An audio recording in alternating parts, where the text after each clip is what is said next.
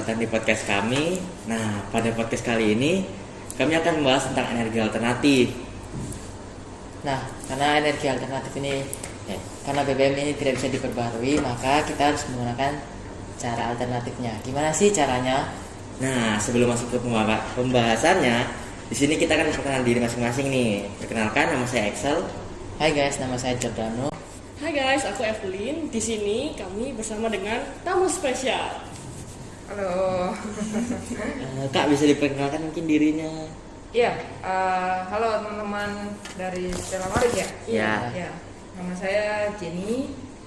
Saya di sini sebagai narasumber dari podcast teman-teman tiga ini. Saya bekerja sebagai dosen teknik kimia, jurusan teknik kimia di Universitas Katolik Widya Mandala Surabaya. Ya, tepatnya di kampus Kalijudan. Ya, kebetulan. Sebelum kita mulai nih Kak, gimana nih kabar Kakak hari ini? Baik sekali, senang sekali menyambut kalian. Oh ya, Saya juga senang dapat narasumber kayak Kak Jenny. Ya, terima kasih. Oke, mungkin kita mulai aja pertanyaannya ya. Ya. Oke, pertanyaanku itu, kakak tahu nggak ini apa itu energi alternatif? Ya, tentu saja energi alternatif itu merupakan isu-isu yang sangat hangat ya diperbincangkan saat ini ya. Iya. Nah, energi alternatif itu sendiri itu adalah energi atau bahan bakar yang kita bisa dapatkan dari sumber lain selain dari minyak bumi. Ya, seperti saat ini yang sudah sangat terkenal sekali itu adalah kendaraan listrik. Oh iya. Ya, ada juga yang namanya biodiesel. Biodiesel itu tapi lumayan sudah berjalan juga komersialnya. Kemudian ada bioetanol, ada pokoknya bio itu bioenergi itu merupakan sumber lain alternatif, tidak hanya dari semata-mata dari minyak bumi, dari bumi saja, itu tidak. Jadi dari tumbuhan atau mungkin dari sumber yang lain seperti nuklir juga bisa, kemudian air, udara, itu macam-macam. Ya. Kalau untuk nuklir tadi tuh gimana caranya Kak? Kalau untuk nuklir tadi itu ya kita harus menemukan sumber energi radioaktif ya, elemen-elemen radioaktif. Nah, kemudian dari situ kita konversi ke energi berupa listrik. Ya. Itu gak bahaya Kak nuklir itu? Tidak asal penanganannya tepat. Ya. Jadi harus orang-orang yang mengerti dan paham untuk bagaimana memproses itu. Kalau penanganannya kalau diserahkan ke tangan yang tidak tepat, nuklir itu akan menjadi sesuatu yang berbahaya karena adanya kebocoran dan lain-lain, kecelakaan juga kan. Seperti itu. Terus kalau kendaraan yang energi listrik itu tadi kayak Tesla gitu ya? Iya, betul sekali. Tesla atau hybrid, sekarang ada mobil-mobil hybrid kan. Hybrid itu pencampuran antara. Iya, kayak bisa bahan bakar sama listrik. Betul sekali. Ya, kalian lebih paham ya sebagai milenial ya.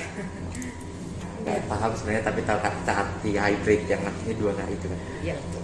Oke, selanjutnya nih, kakak kan kita baca-baca dari literasi nih, kakak yang membuat biodiesel dari buah bintara ya? Iya, betul. Betul sekali.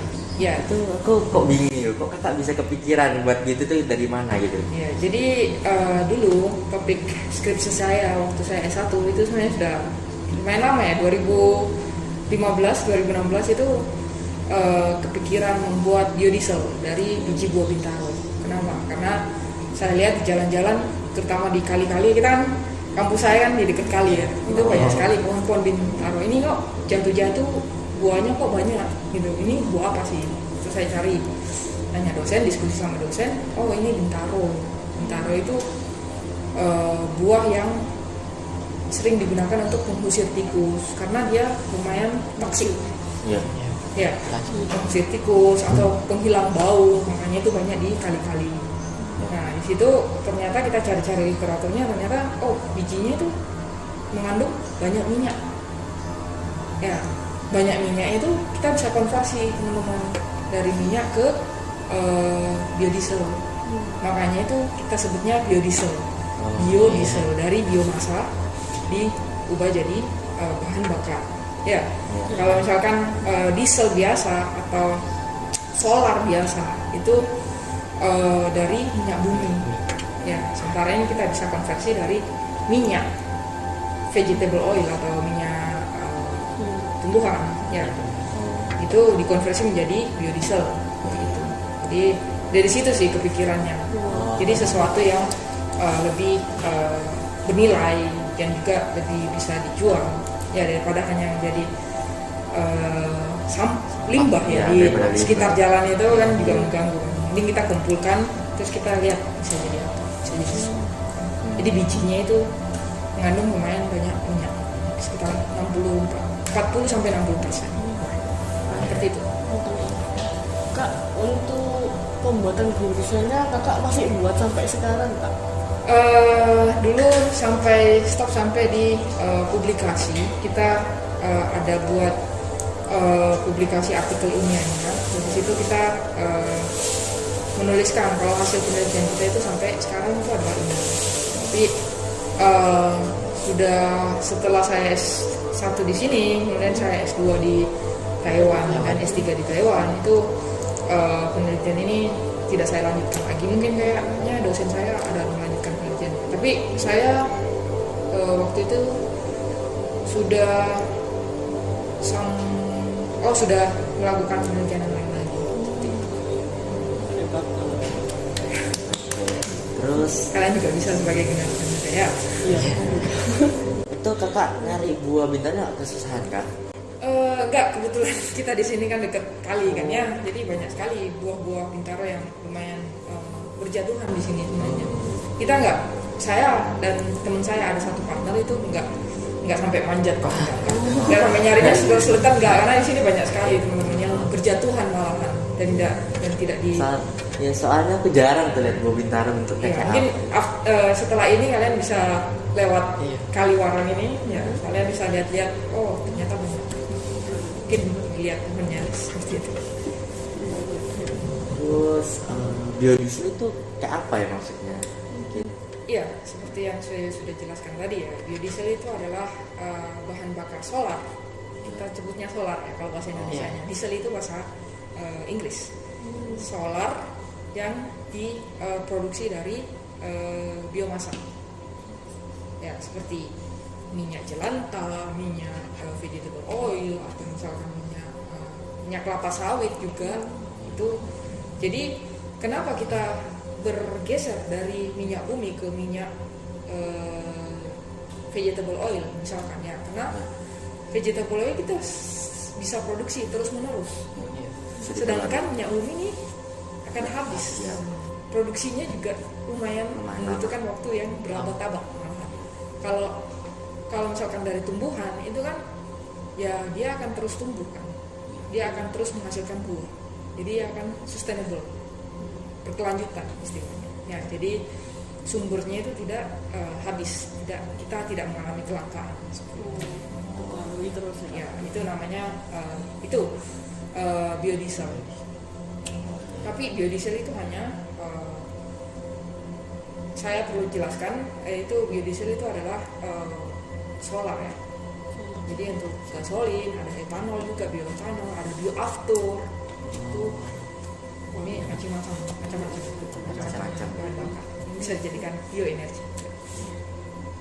Mungkin sekian dari pertanyaan dari saya. Ini tambahan dari temanku. Saya mau lanjut pertanyaan kak. Iya boleh.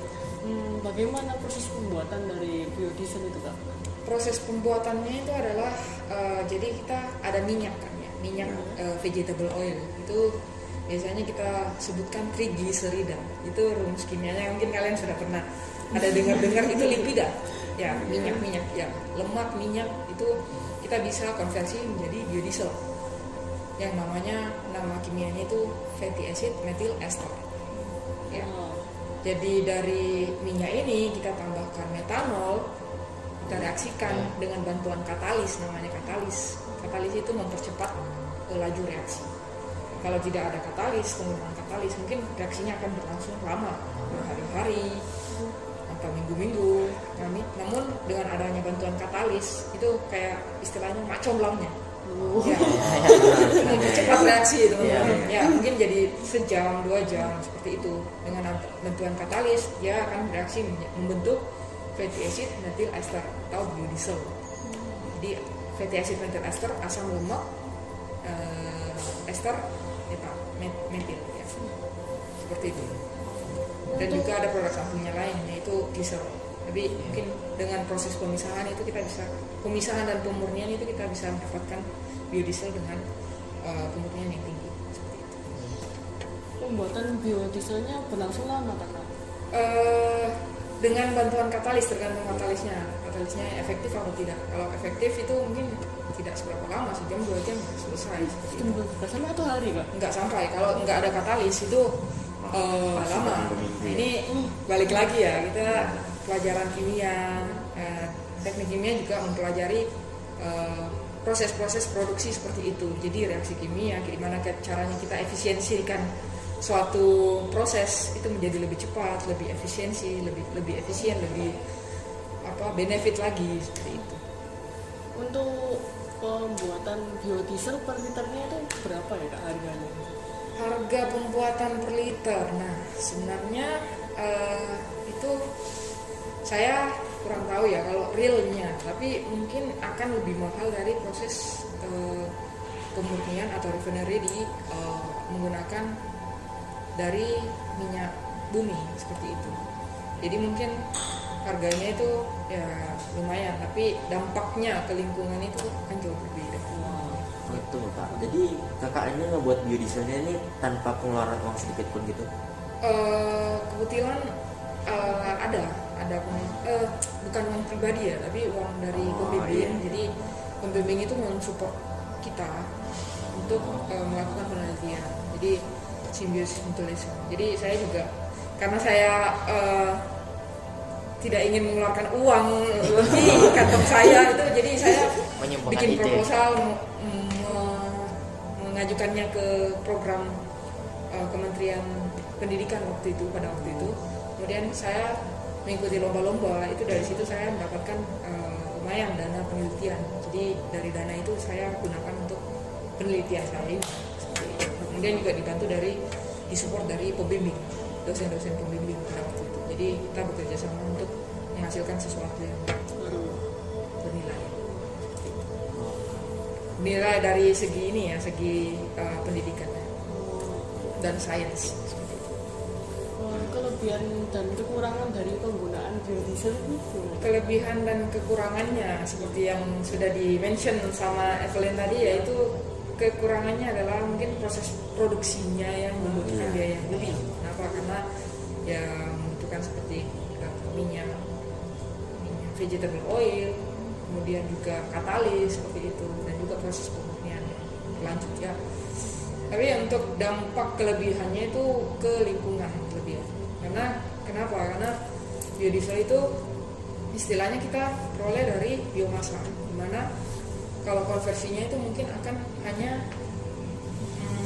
menghasilkan gas-gas yang karbon dioksida saja. Tapi kalau untuk bahan bakar minyak bumi itu kan akan banyak pengaturnya, seperti SOX, NOx, kalau kalian pernah dengar, gas-gas yang beracun seperti itu. Jadi mungkin di lingkungan, di udara kita ini akan sedikit tercemar ya kalau kita terus-menerus menggunakan bahan bakar minyak bumi. Tapi kalau untuk biodiesel karena lebih ramah lingkungan istilahnya, jadi less toxic, lebih tidak beracun. Ya. Terima kasih untuk jawabannya kakak ya. Ya, mungkin teman saya di Bandung mau Saya melanjutkan. ingin menambahkan kak ya, apakah biodiesel itu bisa dipakai untuk semua kendaraan ya kak? Tentu tidak, seperti saya sudah jelaskan tadi ya, itu biodiesel itu hanya untuk solar. Jadi mesin-mesin juga mempengaruhi ya. Jadi ada mobil yang mesinnya diesel, ada mobil yang mesinnya gasolin atau bensin, ada mobil, ada kendaraan lain yang mesinnya itu listrik, ada kendaraan lain yang mesinnya itu aftur, misalkan pesawat itu mesinnya itu aftur, menggunakan bahan bakar aftur. Jadi tidak semua kendaraan bisa menggunakan biodiesel, tapi ya hanya kendaraan-kendaraan yang sudah di set up itu dengan menggunakan bahan bakar solar seperti itu. Kalau untuk harganya nih Kak, apakah harga biodiesel itu beda jauh ya sama BBM atau Sebenarnya ini fun fact lagi. Jadi Indonesia itu sekarang sudah menggunakan biodiesel sebenarnya, tapi dicampur dengan diesel. Jadi kalau kalian lihat di Pertamina itu ada di solar atau biosolar. Itu sekarang pemerintah itu sudah menggunakan biosolar juga. Ya, tapi ini campuran. Jadi dibatasi penggunaannya gitu.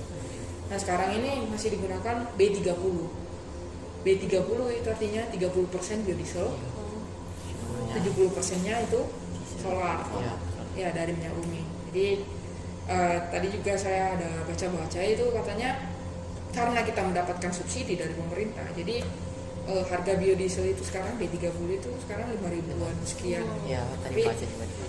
Sebenarnya harga aslinya itu tanpa subsidi itu adalah 11.000 per liter. Jadi ya lumayan jauh ya. Jadi memang butuh dukungan dari pemerintah itu sendiri supaya kita bisa beralih dari bahan bakar yang kurang ramah lingkungan ke bahan bakar yang lebih ramah lingkungan. Tapi mungkin kedepannya akan terus ditingkatkan kadar dari biodiesel itu sendiri. Ya, begitu. Ya Kak, apakah penggunaan biodiesel ini secara terus-menerus itu aman ya Pak? Harusnya aman, tidak ada masalah. Nah, satu lagi nih, apa pendapat Kakak jika di Indonesia ini BBM itu diganti sama biodiesel? Nah, itu seperti yang kita sudah bahas tadi kan, karena biodiesel ini kita berbicara tentang satu mesin tertentu yang menggunakan solar. Ya, jadi tidak mungkin semuanya itu bisa diganti oleh biodiesel karena ada beberapa tipe kendaraan, tipe mesin yang menggunakan bahan bakar tertentu.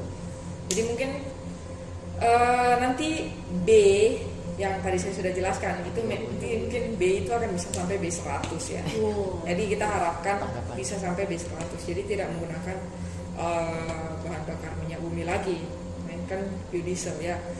Nah, tapi mungkin kedepannya akan mungkin, tapi saya tidak menjamin itu kapan karena itu semua tergantung balik lagi kita ke pemerintah ya. Jadi mungkin itu bisa dijawab oleh pemerintah. Tapi tidak menutup kemungkinan teman-teman. Ya, solar itu bisa digantikan 100% ke biodiesel. Mungkin ini aku ada tambahan. Iya. Itu untuk biodiesel yang Kakak buat sendiri itu pernah Kakak coba nggak? Kita tentunya ada uji coba tertentu ya, uji coba untuk menyamakan karakteristiknya atau sifat-sifatnya sama nggak sih sama diesel yang komersial yang sudah dijual komersial. Itu kurang lebih sama karena kita bisa menyebutkan ini biodiesel itu setelah diadakannya uji karakterisasi tertentu ya. Yang mungkin untuk informasi kalian aja, jadi ada satu uji yang namanya uji flame point. Jadi uji di mana titik di mana dia menyala, titik nyala. Ya. Jadi titik nyalanya itu sama nggak sama biodiesel. Terus kemarin kita sudah coba ya kurang lebih sama. Jadi mungkin kita itu sesuatu yang possible gitu. Kita membuat biodiesel dari biji buah bintaro. Gitu. Bagus sekali pertanyaannya. Mungkin itu yang pertanyaan dari saya mungkin. Dari Jojo ada lagi? Dari Evelyn ada lagi? Ya, saya juga terima kasih sudah diundang ke podcastnya kalian untuk menginspirasi banyak teman-teman. Semoga ini bermanfaat ya untuk kalian dan teman-teman dari Stella Maris. Kita juga berterima kasih buat kakaknya juga yang udah mau menerima kami. Ya mungkin sekian dari podcast kita semua. Terima kasih ya teman-teman yang sudah menonton dari awal hingga akhir. Juga terima kasih juga buat Kak Jenny ya, mau meluangkan waktu buat kita semua. Ya mungkin sekian dari kita. Jangan lupa like, komen, share, dan subscribe. Bye.